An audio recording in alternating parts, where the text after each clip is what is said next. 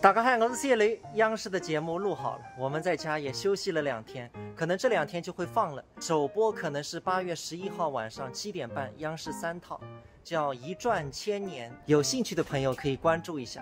今天是阳光明媚啊，天气很好，大雨大风都过去了。我们带着小小刘去东山玩，他出生到现在快2个月了，还没有出过远门。今天带着小宝宝去兜一兜。哎，醒醒醒醒，出去玩啦！开了1个小时，我们已经到太湖边上了。今天我妈也在，一家人出来玩。这是今天我们的目的地灵德农庄，里面有一个大大的荷花池，现在全开了，非常的漂亮。这里怎么还有梅花鹿啊？现在你过来看玄凤鹦鹉。这个是牛还是羊啊？羊。梅花鹿。怪不得之前有人来买鹿茸，原来都是自己养的。小兔子、荷兰猪，这个里面有鸽子、珍珠鸡，还有狮头鹅。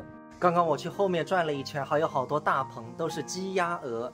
鱼塘里还有鱼，还有甲鱼啊什么的。我问了这里老板娘，就是你们在这里桌上点的东西，基本都是他们自己养的，现杀。这里有2个餐车，应该是卖饮料的。小孩玩的地方，但是我们的小刘还太小，这些应该都不能玩。我们是特地工作日来的，不然周末来的话，这边人太多了。里面是非常大的，现在是上午10点，还没到饭点呢。窗外的荷花都开了，这环境是太棒了。我的最爱田螺塞肉，这个虾仁已经快吃光了，空心菜、鱼汤，还有一个纯菜肉丝，招牌菜河鳗，还有一个缸子肉，就是红烧肉。菜上齐了，都是这边农家乐的拿手菜。